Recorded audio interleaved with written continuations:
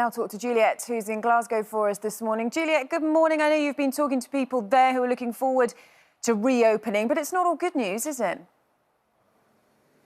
No, this is not the big reopening, Charlotte, that many had hoped for. While most of Scotland will move from level 3 to level 2 today, and some of the islands even will move to level 1 for Murray in the north, and Scotland's biggest city, Glasgow, they will remain under much tougher restrictions for longer because of concerns about the rising infection rate in these areas. That, of course, still a big blow for businesses in the city. Well, for more on that, let's bring in Paul Stevenson. Paul, this is your restaurant. You also run others in Glasgow. Huge disappointment for you about this, isn't there? Absolutely. I think it's the lack of clarity throughout all this. We finally get a roadmap out of the situation, and it's been taken away from us at the last minute. The hospitality sector in Glasgow has suffered greatly. Some businesses hanging on by the fingertips. This could be the death knell for so many businesses in Glasgow in the hospitality sector. And of course, we know this decision means different things to different parts of the country, but it will have an impact on just how you can serve customers. Absolutely. We will have to vacate the restaurant by 8 o'clock, no alcohol sales, whereas a couple of miles on the other side of the city in East Renfrewshire, we can sit and have a meal and drink alcohol. OK, Paul, thank you very much indeed for that. So you've heard the disappointment surrounding that decision, Charlotte. But of course, there are concerns about the infection rate. The decision about that will be taken again at the end of the week. And people in parts of the city are being encouraged now to come forward for their vaccine if they haven't already. That's the situation here, but certainly disappointment, but also a lot of things still to look forward to as well. Juliet, thanks very much. Meanwhile, thousands of English and Welsh holidaymakers are preparing to head overseas today as the ban on foreign leisure travel is lifted. But only 12 destinations are on the government's green list, including Portugal and Iceland.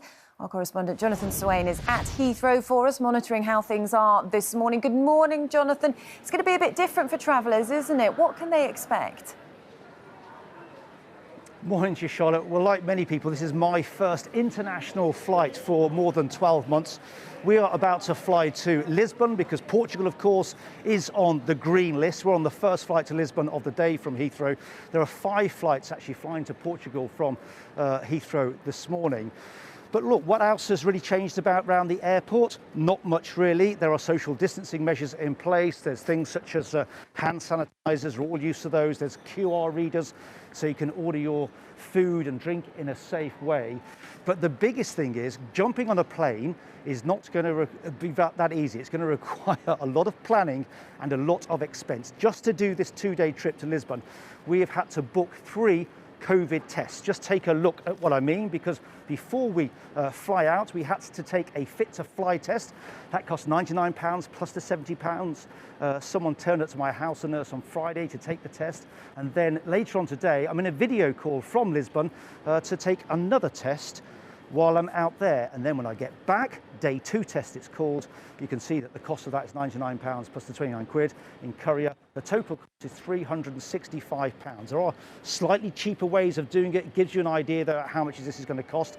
Imagine that for a family of 4, plus all the paperwork as well. Travel at the moment is for the bold and the desperate, because it's actually very, very hard work making sure you comply with all the many requirements. And on top of that, of course, it's costing a fortune. I've paid 4 times more for my COVID test to get into Portugal than I did for the flight. And on top of all that as well, we've also had to complete a Portuguese passenger locator form as well, which required a bit more paperwork.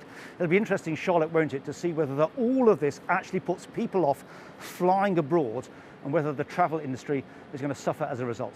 Yeah, sounds like a bit of a complicated process for now. Jonathan, thank you.